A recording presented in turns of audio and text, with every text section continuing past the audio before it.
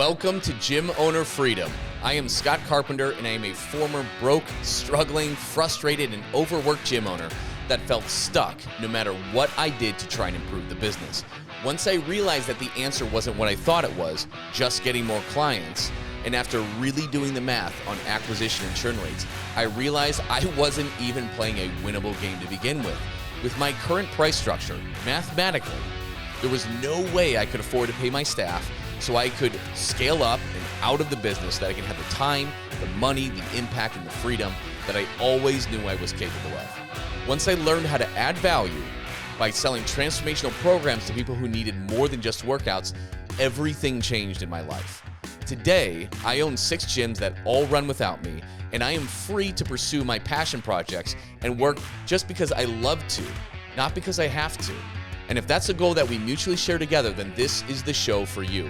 I'm going to teach you the framework to make way more money with less clients and open up a world of possibilities to you.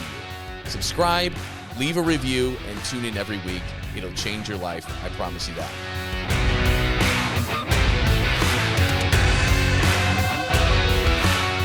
All right, so we are good to go. So we've got a good one today.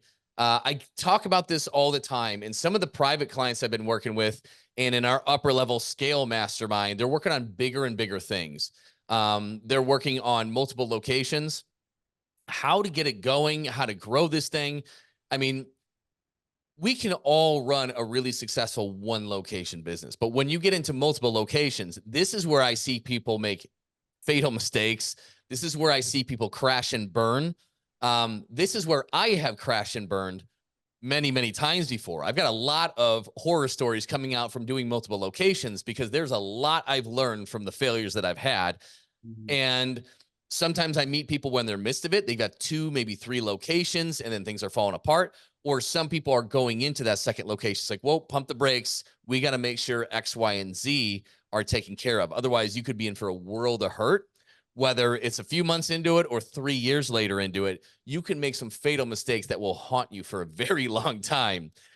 So the main thing I want to do in this, I want to share this with you because you can't make these mistakes. It'll pull apart your life. At the worst of it, you know, Dave, I think I had 4 locations at the time. You were running the Arrowhead location.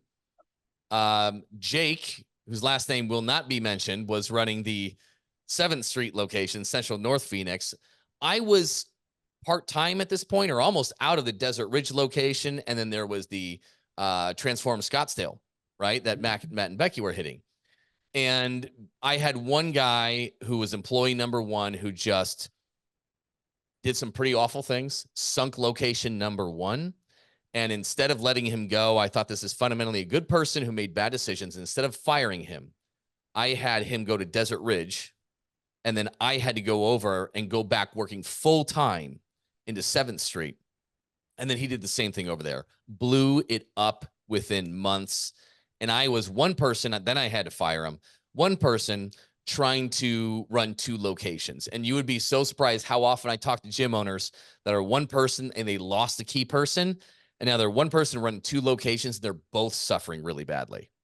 So I had all this when I was trying to get married. I had a newborn son. It was freaking horrendous. It was the worst period of my time as a business owner, trying to keep everything afloat. And if it weren't for you kicking ass at Arrowhead and Matt and Becky doing well over there, and then Ron was brought in the fold later, then I would have been bankrupt easily, not even a question. So there's a lot of ways that it goes wrong. If you have questions in the meantime, while I'm talking to, throw them right in the comments. Dave and I should be able to see them. You're kind of playing QB. Eric, Jason, Carlene, Raj, you guys are all on. Excellent. If you have questions that come up in the meantime, just fire them down there because we will elaborate. And that's the beautiful thing about coming live onto these things, is that you can ask your specific questions. So multiple locations. I don't want to paint this doom and gloom thing. It can suck and you can regret your decision royally, or it can be the heaven that you're looking for. Multiple locations at a certain point adds to your safety and your margin of error. It lets you weather storms better, or it can be the exact opposite. So it is bittersweet depending on how you set this thing up. It can really screw up your life if you're not careful, which I've done. So anyways, let's get into it. First off, it's like, again, because nobody likes to spend money on attorneys and tax strategists and everything, we might not have it when doing these things. There's a lot of things we brush over. And when it comes to the LLC structure of multiple locations, there's a few things that you want to do because it is a huge pain in the ass to change later on down the road. I know it's not the most sexy stuff, but when it comes to the tax savings, when it comes to your options, if you were to have a minority owner operator or want to sell one or another down the road, you can really make it hard on yourself if you don't have the right structure. So really quick is you want a separate LLC for each location. That's going to be important. I didn't do that with location 1 and 2 because I was kind of doing the books myself. I didn't have enough money for an attorney. I didn't even have enough money for a second location. It's kind of crazy how it happened. But I acquired one that was kind of struggling and rebranded, and we'll get into that. But separate LLC for each location. Now, some of you are going to have a partner when you do this or later on down the road, or maybe not, but you might be open to that later down the road. And that can be very beneficial. I'll talk about why. But when you have somebody with skin in the game, it makes a big difference. Makes a big difference to make things everything easier, because your biggest risk, you might have a rock star, but if they leave, you might be in trouble at either location then. So you're spreading that risk. And if you lose somebody, you can be in a really bad situation because you are one human being. And so when you have an owner operator that's invested, they have skin in the game, and they also, on the plus side, they also get to enjoy the fruits of their labor, you are far less likely to lose somebody if you set that up the right way. But depending on everything, you want a separate LLC for each location. Now, here's a good thing to do. So you can be taxed as a regular LLC, or your LLC can be taxed as an S corp. Okay, either way. Usually, as you start making more money, you want to be an S corp because you have phenomenal amounts of tax savings. So, what the best thing to do is set up. I'm going to make these notes for you too. So, if you want these notes afterwards, just comment notes, and we can make sure I can share this with you. We can make sure it gets to you. Okay, so you're going to want to set up a holding LLC.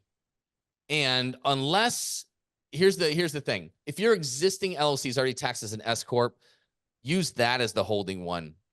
But if you don't, set up a separate LLC. You're probably at some point going to want it. I gotcha. El Paso Fit Body Bootcamp, we got you. We'll send it over. You want to set it up as an S corp at some point, but separate these at the very least. I have pretty much all of my companies and entities and investment things held by one master S corp. That allows me to write off so much in tax saving is unbelievable.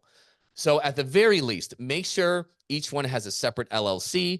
And if you're going to have partners, here's the thing. Your brand has intellectual property. Unless you're a franchise, the franchise owns it, right? But if your brand, let's say it's an underground fitness like mine, you're going to set up another one. What you want that entity to do, that IP has value. Your trademark, your name, your branding, your systems, your operations, everything that you've known and built and grown over the years has value. So you want, let's say you're setting up a separate LLC, even if you're going to own it 100%, you still want to pay a license fee to your holding company for the use to have that intellectual property. In addition, at the corporate level, you're probably providing services for both locations. So you want a license to go to the holding entity, okay? And any HQ things, maybe you're running the ads, maybe you're managing the back-end systems. There should be pay there too. And obviously, if you have a partner, say you're getting an owner-operator partner that owns maybe 40% of the second location. Yeah, everything you've built, you need to be compensated for. That IP has value. So a license fee should go to that. In addition, the work that you're doing at the corporate level that benefits individual studios should go there too, okay? That gives you a lot of flexibility whether you have a partner now or down the road, or you'd sell all of it or one location or two, whatever. Gives you a lot of different things. It also separates legal liability if you're having issues at one. You don't want one location and a bad thing to sink your whole entire business. So separate that risk. Do it this way. You'll thank me later, okay? And also, I should bring up, people are like, hey, when should you start the location? The common thing that you hear a lot is wait till it's perfected and you've completely maxed out on one location. I have a different school of thought. Okay. Now I did it the opposite way, like a moron. I did it before I had any cash, any stability, any systems. Now that was dumb. Thankfully, I was too stubborn to fail. And I got lucky with some awesome people like Dave, like Ron. I got really lucky with that. So I weathered the storm. But if you wait till you're 100% optimized and full, it's not always possible to go to your absolute full potential in a market either and maintain it. You want to be good, but do not wait for perfection. I mean, it's just not going to happen, right? Waiting until it's 100% filled is not that realistic. Most of us can. Dave, can we add some more business at our places? Absolutely. Yeah. Yeah, absolutely. So don't wait till it's 100% perfect, because there's no such thing as that. And it's never going to completely sustain there. Unless you have really, really low capacity, it's going to be very difficult to do. So make sure you're good and you're solid, but man, don't wait till it's all perfect, because nothing's ever perfect, right? Chances are it wasn't the perfect timing for you to start your business, but you did it anyways. Same principle. Okay. Let's move on. Buying a gym versus starting from scratch. So my first location was an utterly failing business. It was losing, multiple thousands every month. I was able to buy it for pretty much the equipment cost, because that's what it was worth. And the cool thing is that allowed me to start in the business, because if I did it from scratch, first of all, no landlord in their right mind would probably just give me a lease, because I had really no money or anything. And I was able to do it, and I arranged a little bit of cash down with some seller financing on it. And the place was already built out. So it saved me a boatload of time and a boatload of money. That's how I got started. That's why our first locations were named Underground Fitness, because that's what the name was. And I didn't have a good 10 grand to rebrand the website and the exterior signs and the vinyl and everything. Didn't have it. So that's what it was. When I got the second location, that was a Fusion Fitness. That's where I met you, Dave. You were an independent contractor, paying rent. Was it like $600 a month? Oh, you're on mute now, Dave. Not very good. Yeah, it was exactly $600 a month. $600 a month, right? So that's where we met. And yeah, so we did that. That was Fusion Fitness. Now I got seller financing on that. That was like breaking even-ish, maybe slightly negative, everything combined. But I acquired that, and then I rebranded it to match Underground Fitness. So I had some economies of scale on the back end, but I had to obviously fork the money out for the signs, which I got split into three. I can't believe how freaking broke I was and pulled that shit off. But I got seller financing, a micro loan, and then I had a client pay in full. And there you go. Now I'm inheriting a business that's not making money, and I also have payments on it. So I had to hustle. But here's the thing. Buying a gym versus starting one from scratch. Quite often, if a gym is struggling, it's going to get messy. So you have employees there. You might have renters there like Dave. You might have to fire those employees. They might not like the change. You might have to raise prices. You might have to change the modalities. No, it's going to be messy. It's going to be messy. The advantage is it can be easier than starting it from scratch. So that's the good thing, is like you can get into it for a lot less money, or you can use seller financing to do it. Because quite often, if it's not doing that well, the owner is going to want to sell this thing. They might not even want much money out of it. They might just want out of that personal guarantee on the lease. If they got 3 years left on a lease that's $6,000 a month, like just getting out of that and having somebody take the liability of that is a good thing for them. So the advantage of buying one is, if it's struggling, you can just walk into a fully built out place with equipment, and it saves you time. It saves you money. Chances are you can use seller financing, or sometimes you can just take over the lease and be like, dude, just take it. If it's established, okay, the benefits are you're going to have a great staff. It's profitable. There's cash flow in it. You're going to pay more for it. That was my third location. That was the original Fusion Fitness. That was doing better and profitable. So I paid more for it. Okay. And they just made my improvements there. It is a little bit, Travis will send you the replay. No problem. If you got to hop off, we'll send it to you. So it's going to be messy either way, because you're going to have to make changes, and not everybody's going to be on board with that. Some of the employees suck. You might have to let them go, versus some you can work with and they can become great employees. But if you're doing something that's profitable, the benefit is you're going to have cash flow walking in there. Starting from scratch is also more expensive. Typically, if you have, it depends really on how you negotiate that lease. and the level of what does that space look like? For some, you got to bring out 40 grand of your own business just to get the space usable. Sometimes you can negotiate the landlord buying that or putting the money into it. So it really varies. But the fourth place, the Greyhawk in Scottsdale, that one was starting from scratch, sort of. It was a second gen space. It was a yoga studio that was going out of business. Can you see a theme here, guys? Multiple places that the owners didn't want or going out of business. But it was a yoga studio. So the bathrooms were built out. You know, it was just, we demised like a separating wall, but it had mirrors. It had decent flooring for it. We just threw in equipment, put some paint. We're good to go. So that one we started from scratch. And then other ones, Dave, like our seventh, we just completely started from scratch.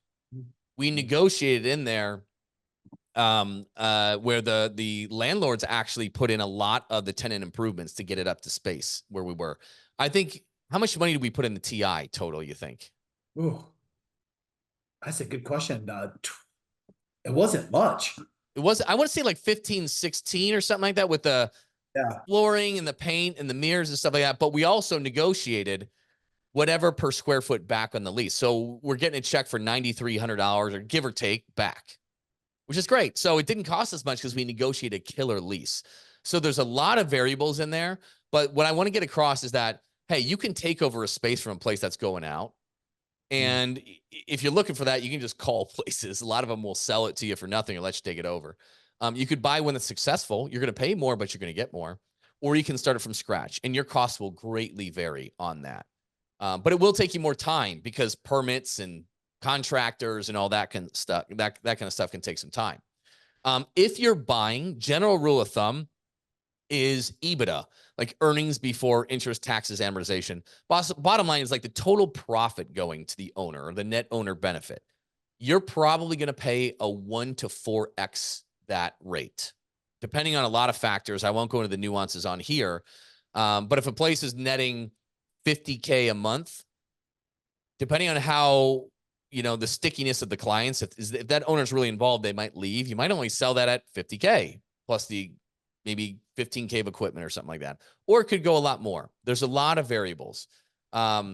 Second gen space, failing gyms are good. You can just get great lease terms because the landlords don't want to spend 50 grand in TI to make it a restaurant. So, but just know it can be messy if you're buying. Let's move on down to, and if you got any questions, again, just throw them right in there. When it comes to growing and scaling. Yeah, we do have a question. Jordan, how did you find them? How did you find these gyms? Oof, great question. Okay. So my first gym, I'll write this. So I did my first gym. This was on bizbuysell.com. That's a great question. Thank you so much. Bring the questions on. bizbuysell.com. Okay. They'll list it. You'll find fitness studios up the ass on these things because it's a tough business. It's a tough business, but for a good operator that's willing to invest in themselves and do some hard work, it can be lucrative. The lifestyle I built with multiple locations, it almost crumbled, but I made it through. The lifestyle I built with multiple locations has provided an amazing life for me and my family. It's given me net worth in multiple seven figures with everything. It's allowed me to build a real estate portfolio of over $5 million, six, I don't exactly know where it's at, but it can be very amazing. And I don't work in these gyms at all anymore. I do some advising on it, but that's it. So it's a hard business, but if you're willing to invest in yourself, learn the right things and put in the hard work, it can be amazing for you. So my first location I found on bizbuysell.com. Okay. On my second, it was actually roundabout through Craigslist. Good old Craigslist. I was looking to buy equipment because you can get it for pennies on the dollar, used equipment, right? So I was looking to buy equipment. I had no money to buy it. I had no place to put it. I just knew I wanted to grow. And it was very foolish of me to do this before, but I did it anyways. And so there's a bunch of equipment on Craigslist, and I called to buy it, which with no money, kind of nuts. But he's like, hey, are you looking to get a PT studio or something? I'm like, I have one. I'm looking to grow. And he's like, well, that equipment has been spoken for. I listed that and sold it for a friend, but I have a second studio. This is exactly what I'm talking about, guys. You can screw up multiple locations very easily. This was his second location, wasn't going well. So he wanted to dump it. Okay. It's exactly what I'm talking about. So I found this equipment for sale on Craigslist, talked to him, then I arranged to buy it. The third location, then I bought this guy's original location. So that's how they all came into being. And then the fourth location that was brand new from scratch, found an owner operating partner. And it was because I was one of the places that I was leasing from, my second location. They also own the property on the other side of town. And they knew this yoga studio was going out of business. So they asked, hey, do you want this space? We know you can operate. And I said, listen, I just am doing this deal to get the third. I've got no money. I've got no time. But they just kept coming back with better and better terms. So then I found an owner operating partner. Bam. So locations 3 and 4 really started at the same time. But great question on that. And then now, because I'm more involved, I've got multiple locations, more people know me around the area, more connections. Great lease spaces or opportunities tend to find me, which is a really good thing. But to find spaces, bizbuysell.com. Do not underestimate going on the business or the commercial real estate side of Craigslist. You can get some amazing deals on places because landlords who might, mom and pop landlords who might have a space or two might not be advertising. Okay. If you need to look at other places, loopnet.com. Loopnet.com is a place to find to buy or sell real estate. So those are all good places to do it. But bizbuysell.com will have a ton of fitness spaces in your area, a ton for sale. A lot of them you don't want, but some of them you can work with. If it's a franchise, be very cautious. Most franchises are not that great. Some are. But you'll find a lot on there. Just because a place is for sale in a franchise, they might have 5 months on the lease or whatever, or the franchise might let them fold up and you just take that space and make it your own. It doesn't mean you need to take over that franchise too, depending on how those negotiations work. Okay, great question. Keep them coming. All right. Hiring a GM, a general manager versus finding an owner operator partner. Okay, so here's what I did from the first location to the second location to the third location. It was me. I went in there, worked hard, built the thing up, got another location, replaced myself, got the GM doing it, and I went to the new location. Okay, that's how I got location 1 to 2 to 3. With location 4, what I did is I had an owner operator partner. Okay. That can be very lucrative. That being said, there's a lot of mistakes you can make in there too. That owner operator partner did not work out very well. That did not work out very well. I did eventually get the chance to buy that portion back and sell it to replace him. Essentially, it was the best thing for him. It was the best thing for me. The way I did that deal just crippled me. It wasn't a good deal because he had his own clientele. He was an independent trainer paying rent somewhere. And when we combined on this location, we each brought relative amounts of the same cash needed in equity and risk, but we treated his business as separate. And that was a very bad thing because he had a very full book of clients. And the incentive wasn't there. He didn't work as hard. You know what I mean? It created this conflict of interest between partners, it didn't work very well. And also, he's just not that guy. He's not a leader. He's not somebody that you'd want to work for, and he's not a bad guy at all. It's just, he wasn't owner material, put it that way. Even though he was running his successful self-employment gig, he wasn't that guy. And because it was separate, he didn't have the incentives to become that guy either. Could he have? Sure, but he didn't want to. So anyways, we had 2 renters, a couple at your facility, Dave, where you were running at this point. At this point, you became the GM. You were making great money because you had profit sharing at this point. So he went from an independent contractor. And then when I lost my GM there, because I replaced myself there to go on to Desert Ridge, when I lost my GM because he moved, you took over the reins. We knew it was going to happen at some point. So base plus profit sharing, right? And you just crushed that thing. You just crushed that thing. It was the easiest job in the world looking back at it. I was paid awesome, and it was a little bit easier just running one shop. So it was a golden. I mean, we wouldn't be where we are today unless you set me up with that initial opportunity. It was a slam dunk no brainer. And the cool thing is you found your who, and I think in those 5 years you might have came to the club twice. Yes. Like once or twice. So it was a win-win for everyone. Yeah. Yeah. It worked out great. So Dave was making some great money, and then I was making some great money.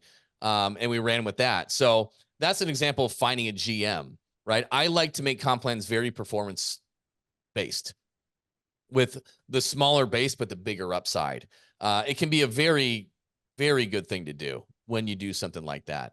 You have to be very careful with comp plans because sometimes a cushier comp plan means people are going to work less. Mhm. You know, and if it's a flat salary, sometimes what they do is they'll give up all the training hours because they just do, right? And then now you're paying out the labor on that plus the base, and it's a bad situation. And that happens more often than you think.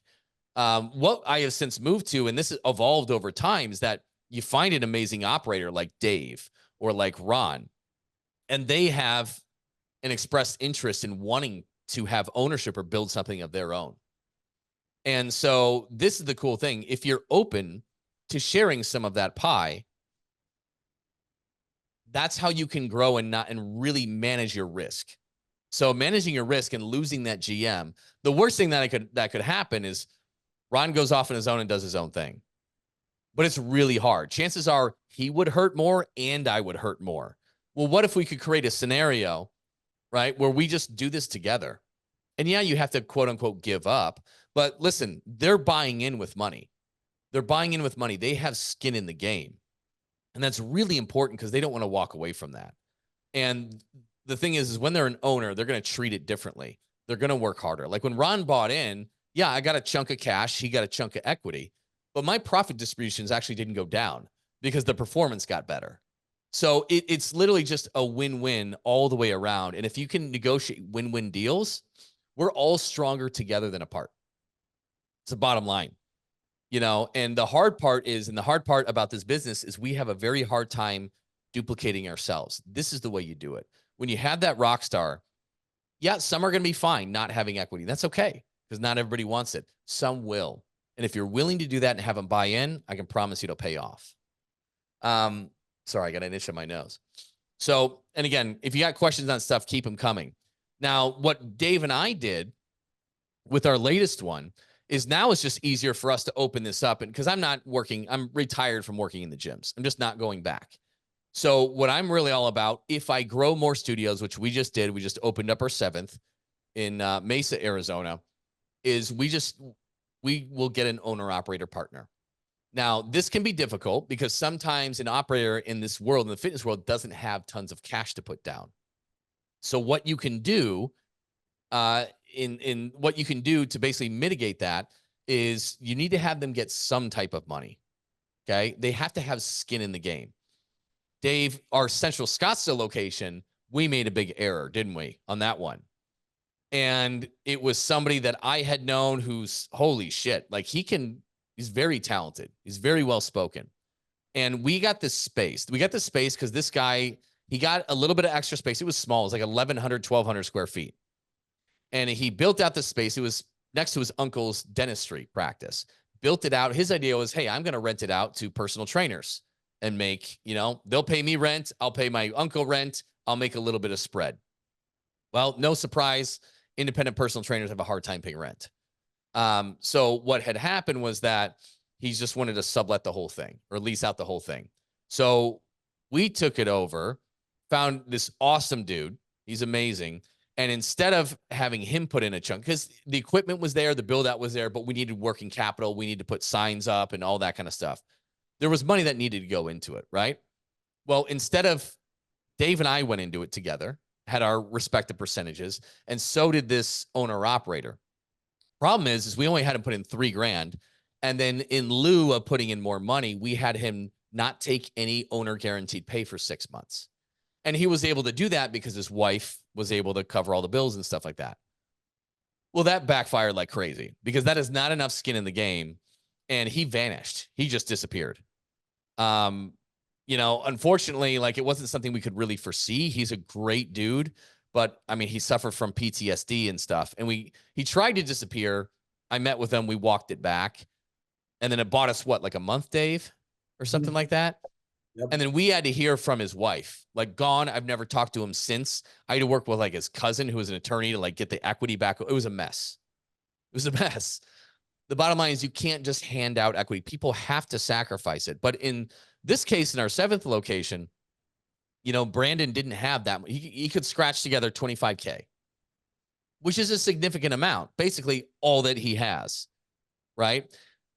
We actually got him more equity. What did we got him 40%, I think, Dave? Yep. Yep. And the 60% on our end. And the reason we gave him more than his value represented, he should have only gotten, I think, like 18%, give or take. But here's the thing is, like, we want him really rewarded by how well he does in this business. We want him to have more skin in the game. We want to do multiple locations together. So we wanted him to have more equity. Yeah, we could make more long-term if we didn't, but like the level of safety that we have by doing that really raised up, really raised up. And so we gave him more, about double, but to fairly compensate, since we had more risk and money going into it, his 25K would stay in the business. And what we brought in extra 100 and something K, that actually we put on a note, which we're going to start on soon, that gets paid back to us over, I think it was 5 years or something like that. So effectively, that's how we equaled it out. Hey, we're getting you more than your fair share on the equity, but we'll get our money back out of that. And it's just a complete win-win because he's able to get a good 40% with only 25K, which is just not able to happen any other way. And at 5 years, we have all our money back out of this deal. So there's so many different ways you can put those together. But the bottom line is, consider, are you going to get a GM or an owner operating partner? It is easier to do multiple locations with somebody with skin in the game and an owner operator, but not 100% necessary. And you can choose to stay put, or you can choose to go to the other location. Or if you're already only working 5 hours in the business and you want to keep it that way, I would get an owner operator partner.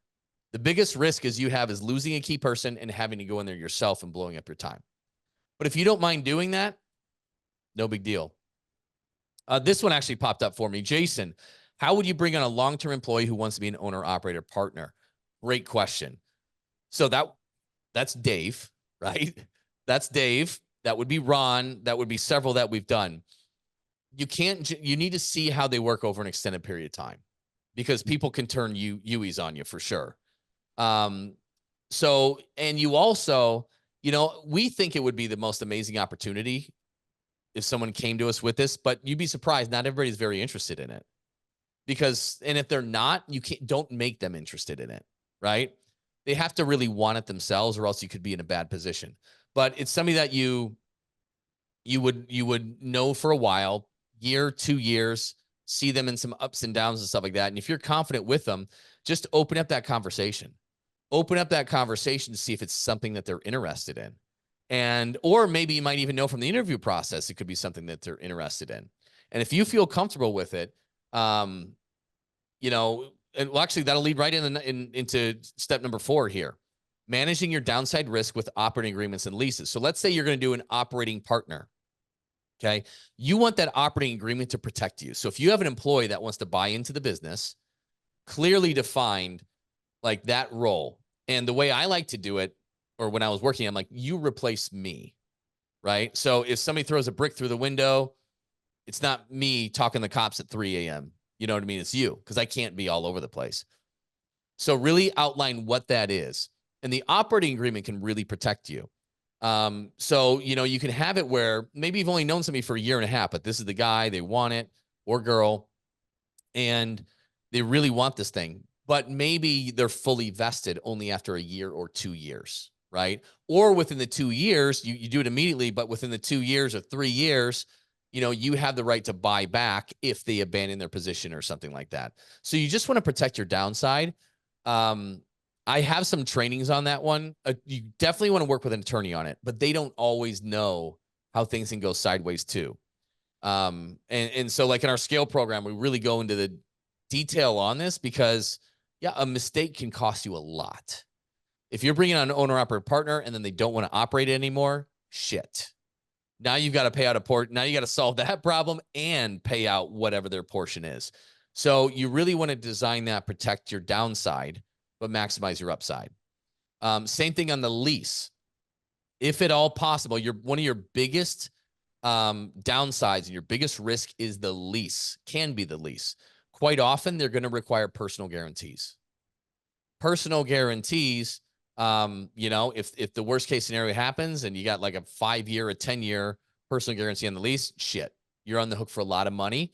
And a personal guarantee means they're coming after your personal assets. They're going to get paid. So you got to be really careful there. So if you have an operating partner, try to get that's going to handle that location, try to get them on it if it's needed. No matter what, try to negotiate not having a personal guarantee.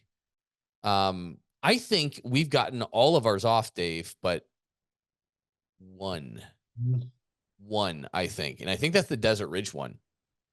So the bottom line is if the landlord is putting in a bunch of TI, they're more likely to want a personal guarantee. I think we had that on our seventh location. Yes, no. I believe so, but it's not. Yeah, you negotiated a heck of a deal. Oh God, I did a training on how we negotiate the seventh location. Shit, that was a masterful lease, 100%. Throw it in the comments if you want that. We can find it and send it to you. Holy shit, that looked good. We needed a person because we had them covering like everything at a smoking rate. And so they did require a personal guarantee, but I think we did it just for 2 years then. So if you have to have a personal guarantee, put a time limit on it because I mean, then you're done. You're over and done with. So that's how you can really mitigate that. Try to get the operating partner to take it because it's fair. If they're the ones going to be responsible for it, they should have it. If you can't, negotiate in with 2 or 3 years, something like that, and then it falls off. That really limits your downside. Because the last thing you want if you do multiple locations and you have a life where, hey, I only want to work in the business for 15 hours a week, less maybe. The worst thing that you can happen is losing a key person or whatever it is, and then, or it just melts down, whatever reason, and then you still have 5 years promising $6,000 a month. Like you're fucked. Like if you don't want to be working 50 hours a week now, you're working 50 hours a week, right? I did that. So I've really protected myself against that. Perfect. And again, any questions on that, let me know. Then we come to the deal structure and comp plans. So we talked about that a little bit up there. We talked about the deal structure and the comp plans that you could do with an owner operator partner. So they could, if it's an existing business, they could buy into it. And the way that you're going to want to do, I'll write this down for you, but you want to kind of take your EBITDA or your net owner benefit. So what is this? This is basically like your profit with all personal stuff combined. Okay. So in the instance, we did this, I did this at one of my locations. It was an existing manager who bought in for 25% of the business.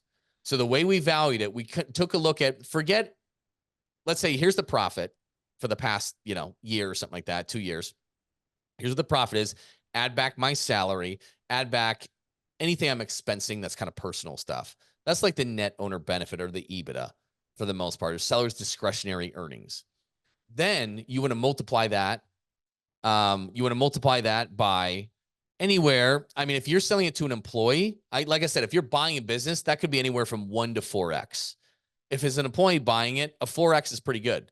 It's less risky to an internal employee because they work there. They know the risk. They know how to operate it. It's more risky to an outside buyer because they don't have the relationship with all the employees and all the staff. So something like a 4x is pretty good to do for an internal sale on that. And then what you can do, so you can take that and then you can add assets and subtract liabilities. So the cost of the equipment, right? If it has a loan on it, subtract that out. But that's kind of equal the business valuation. Okay, if that makes sense. So that's the purchase price, and let's say they're bringing $50,000 into it, and it's worth 40%, $400,000.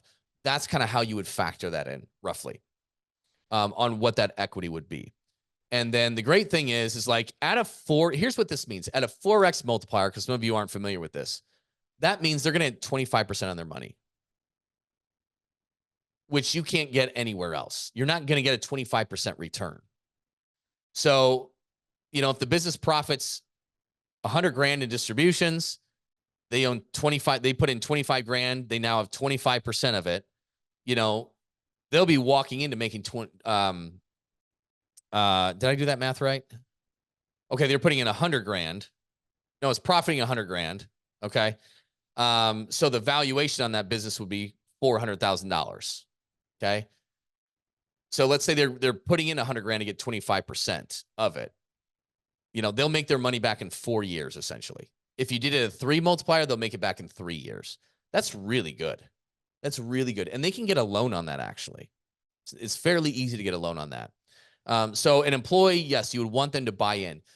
Be very careful gifting equity. If you're gifting equity, be very careful. Make sure it's something that if they leave, you need an attorney to draw up this operating agreement. If they leave, you get to get that back without buying them out, because that's not fair. That's not fair at all. So it can be done, but if they earn it, it's a way better thing for everybody. They'll appreciate it more. They'll be less, and if they spend their money doing it, they're less likely to leave. So, and again, I mentioned comp plans. You know, a smaller base, whether it's a salary as an employee or if it's a partner, smaller guaranteed distribution, guaranteed pay, monthly guaranteed pay, maximize their earning potential on the upside. It's got to be very performance driven. Or else what happens is if you're paying out a big salary and you have some bad months, shit, guess who's forking it out? Your ass is forking it out. They're not forking it out. And to walk back pay is a lot harder conversation. It's a lot harder conversation than to ramp it up or do an extra bonus thing. So be very careful about overcommitting on the salary, because you can be in a very bad place at some point. It's a very uncomfortable conversation. And if they're not an owner, they might leave. So don't overcommit on that, because it really increases your risk. But those are the big things that I think that I've learned. If we scroll back, is like, I mean, the first thing is don't wait until it's 100% perfect. Do not wait until you're maxed out, because you might not ever be maxed out. Every single gym can take on a few more people. Don't wait till it's 100% perfect. The deals in front of you, if you're acquiring versus buying, is you have different deals on the table. But my favorite way, growing, this is how I'm going to grow now. Separate LLC for everything, right? The holding company owns the IP, and you get paid a license and any work done by corporate on behalf of any specific location. Very important, because that has value. So don't undersell what you bring to the table on that. You can buy it or start it from scratch. And, you have 3 different scenarios where you're just taking one over that's kind of failing versus you getting one that's established. That's going to get messy, but it has some pros and it's already going. It has momentum versus starting from scratch. I'm fine starting from scratch now. I'm a lot more stable. There's a lot more money in the bank. It's a lot easier to do that. Where when I was growing, I didn't have enough money to do that necessarily. And then, yes, GM versus an owner operator partner. I love the owner operator. Finding them is another art, right? There's a way that you can get it out there and find these amazing people and go into business together. So what we're doing a lot in the scale group. And then managing downside risk with the operating agreement and the leases, the personal guarantee. That's the biggest thing you got to look out for. And then creating the deal structure and comp plans to just really incentivize the right behaviors. If you do that wrong, again, you're taking on a lot of risk and you're probably not getting much for it. And at the end of the day, the people, whether they're an employee or whether they're a partner, I want them well paid. You can't be overly greedy here. Like, I want to share the value in this, because they will stay long-term that way. What is that saying? Pigs get fed, but hogs get slaughtered. That's the kind of thing. If you're really defensive and everything's mine, you might find multiple locations pretty hard. You might find it pretty difficult. You've got to have a spirit of cooperation. And in many cases, it pays more to give, but under the right circumstances where you don't get taken advantage of too. That's a lot of stuff, though. Got a question from Jordan again. Another good question. This is good. How far away is too far? She's got 3 locations. The newest is an hour away, which is tough at times if we're needed there.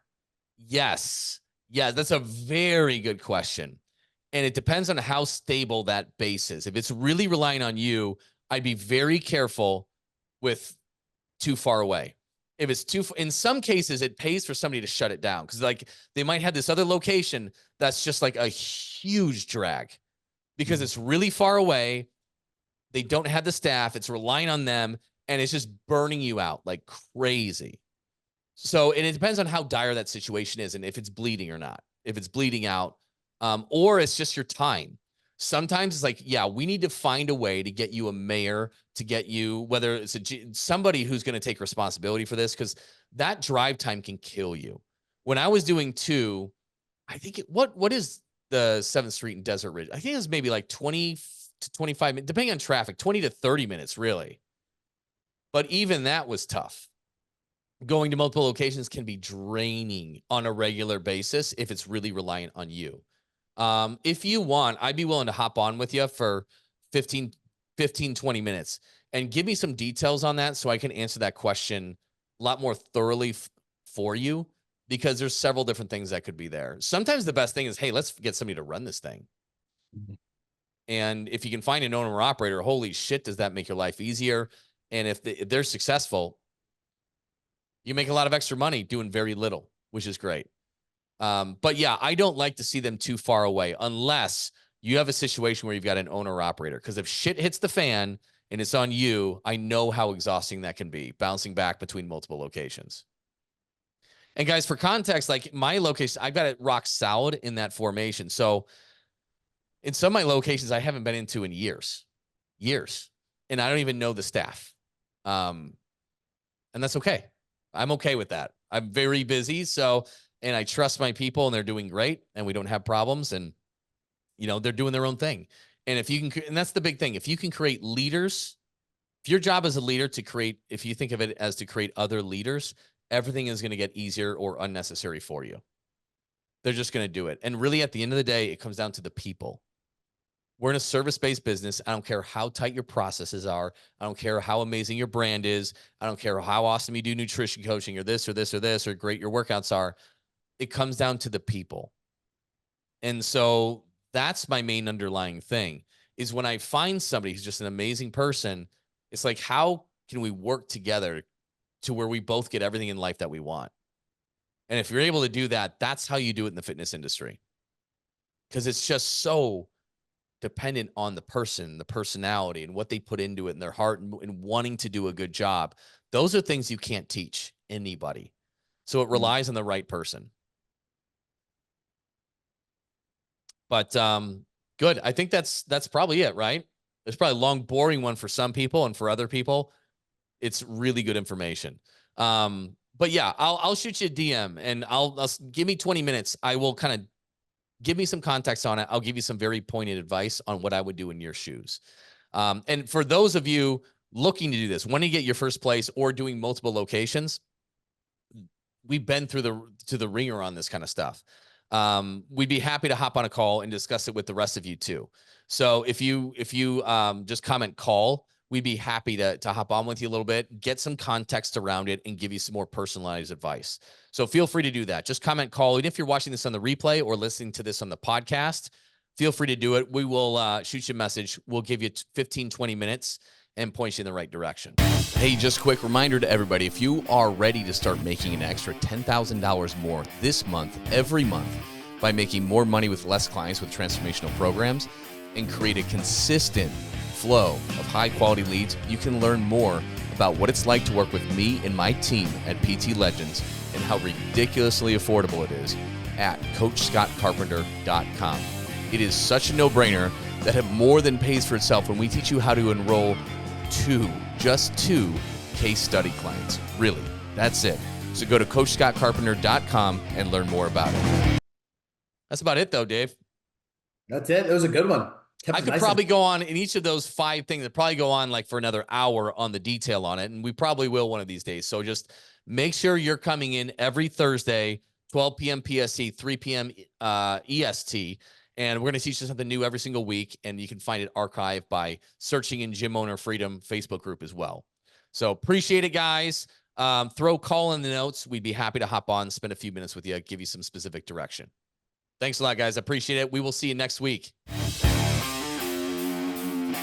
Thanks for listening, everyone. If you are ready to start making an extra $10,000 a month or more this month by making more money with less clients, and create a consistent flow of high-quality leads, you can learn about what it's like to work with me and how ridiculously affordable it is at CoachScottCarpenter.com.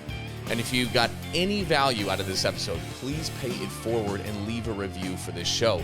It helps other gym owners find the answers to the huge problems that we all share. Thanks for listening, and we'll see you on the next episode.